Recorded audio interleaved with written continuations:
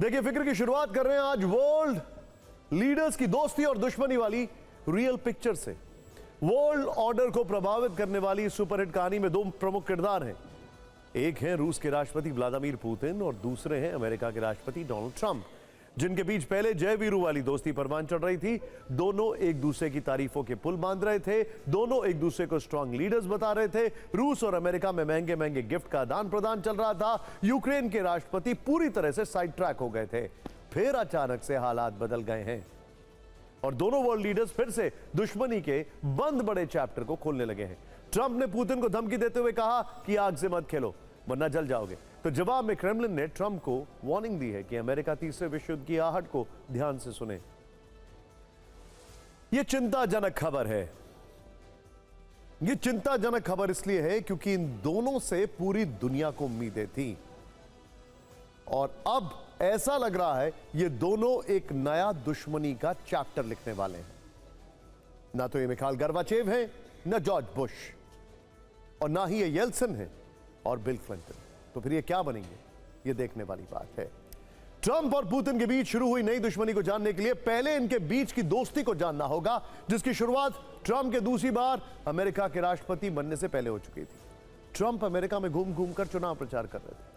हर जगह वो एक ही बात बड़ी दमदारी से कह रहे थे कि जब वो अमेरिका के राष्ट्रपति बनेंगे तो यूक्रेन युद्ध को 24 घंटे में खत्म कर देंगे। ये एक कांस्टेंट था, ये एक अंडरस्टूड फैक्ट था कि ट्रंप आ रहे हैं तो युद्ध तो खत्म हो ही जाएगा यूक्रेन का।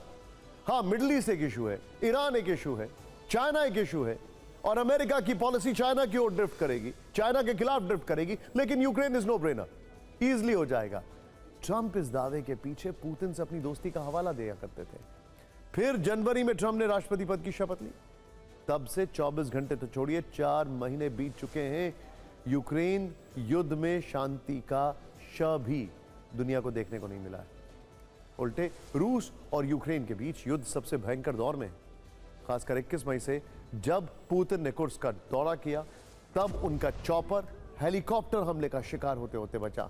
फिर रूस ने 25-26 मई को जवाब में यूक्रेन पर मिसाइलों और ड्रोन से भयंकर हमले कर दिए। यूक्रेन के कई आम नागरिक अटैक में मारे गए और फिर यहीं से ट्रंप और पुतिन की तारीफें करते करते अचानक से उन पर बौखलाने लगे। आज हालात ये हैं कि आज पूरे रशिया में 300 ज्यादा ड्रोन और मिसाइल हमले हुए हैं और वो भी ट्रंप के कुछ कहने के बाद।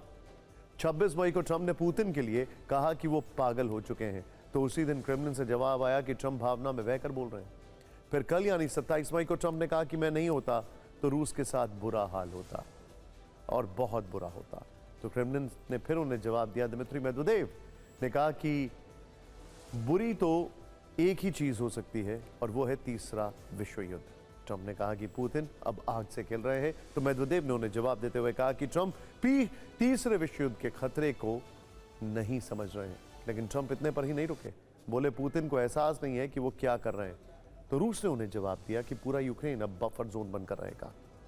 युद्ध में वैसे तो बफर जोन का मतलब होता है कि बॉर्डर पर तनाव को कम करना, बातचीत और समाधान की संभावना का बढ़ जाना।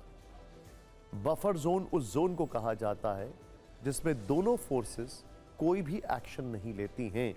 वो एक सेफ्टी जोन के तौर पर कहलाता है। लेकिन रूस ने जिस तल्ख अंदाज में यूक्रेन को बफर जोन बनाने की बात कह डाली है, जानकार उसका मतलब यह निकाल रहे हैं कि रूस पूरे यूक्रेन को ही अब अपना क्षेत्र घोषित करना चाहता है। और रूस ने यह तेवर ट्रंप की लगातार मिल रही धमकियों के बाद दिखाए।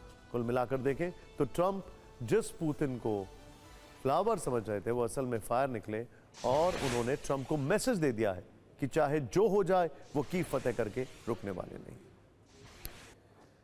कुल मिलाकर अगर बात की जाए तो यहां पर बहुत सारे परमुटेशन कॉम्बिनेशंस हैं। जियोपॉलिटिक्स पूरी तरीके से धरी की धरी रह गई है। ट्रंप के पहले 100 दिन और अब 4 महीने फेलियर के तौर पर दिखाई दे रहे हैं। यहां पर हमें यह भी देखना चाहिए कि पुतिन को लेकर ट्रंप के विचारों में यह परिवर्तन कैसे हुआ। 23 जनवरी को ट्रंप ने कहा था कि पुतिन के साथ उनके बहुत अच्छे संबंध हैं। रूस यूक्रेन युद्ध में विराम का समय आ चुका है। 19 मई को ट्रंप ने कहा था कि उनकी पुतिन से बात हुई है, शुभ समाचार जल्द मिलेगा। लेकिन फिर इसके बाद 26 मई को इन्हीं ट्रंप ने पुतिन को पागल तक करार दे दिया और 27 मई को कह दिया कि पुतिन आग से खेल रहे हैं। जैसे पुतिन आग से खेल रहे हैं या अमेरिका से खेल रहे हैं या फिर ट्रंप पुतिन को ठीक से पढ़ नहीं पा रहे हैं, या फिर हमेशा की तरह ट्रंप बड़बोलेपन का शिकार हो चुके हैं और ट्रंप को पुतिन अच्छी तरह से पहचान गए हैं? ये डिकोड करना होगा, क्योंकि आप देखिए कि ट्रंप ने राष्ट्रपति बनने के बाद पुतिन से मुलाकात की कई बार कोशिशें की हैं।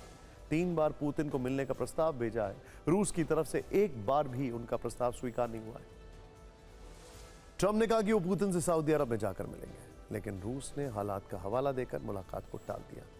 वहीं सीज फायर की बातचीत में भी पुतिन डायरेक्ट शामिल नहीं हुए और यूक्रेन युद्ध में शांति की उम्मीद पाले ट्रंप अब गुस्से से लाल पीले हुए जा रहे हैं। वो पुतिन पर रह रहकर परस रहे हैं।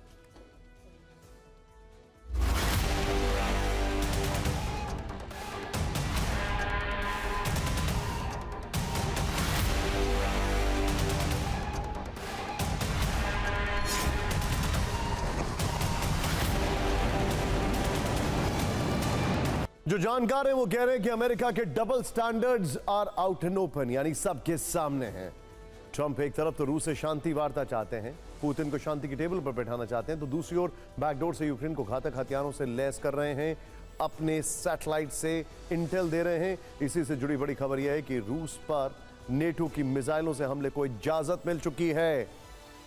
जर्मनी, ब्रिटेन, फ्रांस और फाइनली अमेरिकी मिसाइलों और ड्रोन से रूस पर हमले की मंजूरी दी जा चुकी है, यानी कि लॉन्ग रेंज मिसाइलें अब रूस के अंदर हमला कर सकती है नेटो की, जो कि पहले नहीं अलाउड था। यूक्रेन अब स्टॉर्म शैडो और स्कैल्प मिसाइलों से रूस पर हमला कर सकता है। यूक्रेन को पहले सिर्फ क्रीमिया तक ही पश्चिम के हथियारों के इस्तेमाल की मंजूरी थी, लेकिन जर्मन चांसलर का दावा है कि अब रूस पर हमलों को लेकर कोई बाध्यता नहीं है। रूस के अंदर 600 किलोमीटर तक घुसकर पश्चिमी मिसाइलों से अटैक संभव है। अमेरिका, ब्रिटेन, जर्मनी, फ्रांस के इस संयुक्त फैसले का असर वॉर जोन में भी देखने को मिल रहा है। आज ही यूक्रेन ने मॉस्को समेत रूस के 13 से ज्यादा प्रांतों पर 300 से ज्यादा ड्रोन अटैक किए हैं। 300 से ज्यादा 24 घंटे में ड्रोन अटैक। रूस ने 24 घंटे में 296 यूक्रेनी ड्रोन मार गिराने का दावा किया। 24 घंटे में मॉस्को में 42, ब्रियांस्क में 59 ड्रोन मार गिराने का दावा किया गया। ड्रोन हमलों की वजह से मॉस्को के 2 एयरपोर्ट बंद करने पड़े हैं। मॉस्को में रूस के क्रूज और ड्रोन डेवलपमेंट प्लांट पर ड्रोन से हमला हुआ है। रूस ने 100 घंटे में यूक्रेन ने 100 घंटे में रूस पर 1300 से ज्यादा ड्रोन और मिसाइलों से अटैक किया। सोचिए, क्या यह हालात शांति वाले लग रहे हैं? जानकारों को लग रहा है कि रूस यूक्रेन के बीच युद्ध पुरानी बात हो चुकी है और ट्रंप पुतिन की नई दुश्मनी महाविनाश ला सकती है। चिंताजनक बात यह है कि अभी इस वक्त जानकार कह रहे हैं कि यूक्रेन में हथियार चलाने वाले लोग भी नहीं हैं, वो भी अब सिर्फ नेटो के हैं, ऑफिशियल या अनऑफिशियल मर्सनरीज। ट्रंप यूक्रेन युद्ध में शांति लाने से कोसों दूर दिख रहे हैं और वो अपने अजीब से फैसलों से अमेरिका में आने वाले विदेशी छात्रों के लिए भी नई मुश्किलें खड़ी करते जा रहे हैं। अमेरिका ने तत्काल प्रभाव से दुनिया भर में अपने सभी वाणिज्य दूतावासों को स्टूडेंट वीजा पर रोक लगाने का निर्देश जारी कर दिया है। इस तरह के फैसले लागू करने के पीछे राष्ट्रीय सुरक्षा का हवाला दिया जा रहा है। कहा जा रहा है कि स्टूडेंट वीजा आवेदकों का पहले बैकग्राउंड चेक होगा। बीते 5 वर्ष के दौरान के उनके सोशल मीडिया अकाउंट चेक किए जाएंगे। वो किसे फॉलो करते हैं, मीडिया पोस्ट क्या करते हैं, उनका राजनीतिक और भावनात्मक झुकाव किस ओर है, उनके सांस्कृतिक विचारों की भी पड़ताल की जाएगी। इसके बाद जाकर वीजा जारी करने पर सोचा जाएगा। लेकिन अब इस फैसले का भारतीय छात्रों पर क्या असर पड़ सकता है, ये जानना होगा, क्योंकि भारत से हर वर्ष लगभग 2 लाख छात्र अमेरिका में उच्च शिक्षा के लिए जाते हैं। होल्ड करिएगा इसको यहां पर। 2023 और 24 में भारत के करीब 3,31,000 स्टूडेंट्स अमेरिका में थे, जो कि उससे पहले वाले साल की अपेक्षा में 23% ज्यादा थे और हमने चाइना को बीट कर दिया। ऐसे में वीजा की प्रक्रिया में उन्हें देरी का सामना करना पड़ सकता है। सोशल मीडिया पर की गई कई पुरानी पोस्ट, राजनीतिक स्टैंड, व्यंग्यात्मक टिप्पणियां या फिर आपत्तिजनक सामग्रियां वीजा खारिज होने का कारण बन सकती है। छात्रों और उनके परिवारों में मानसिक तनाव हो सकता है, खासकर जब वीजा मंजूरी पर अनिश्चितता बनी रहे। ऐसे में भारतीय छात्र अमेरिका के बजाय अन्य देशों का रुख कर सकते हैं, जैसे कनाडा, ऑस्ट्रेलिया या फिर ब्रिटेन या फिर सिंगापुर, जहां फिलहाल विदेशी छात्रों को लेकर और अधिक सहज और अनुकूल नीतियां अपनाई जा रही हैं। इसीलिए ट्रंप को समझना होगा कि ऐसे फैसलों से विदेशी छात्रों का उतना घाटा नहीं होगा जितना कि अमेरिका का हो रहा है। खासकर कनाडा और ऑस्ट्रेलिया ने एकाएक फ्लड गेट्स ओपन कर दिए इंटरनेशनल स्टूडेंट्स के लिए।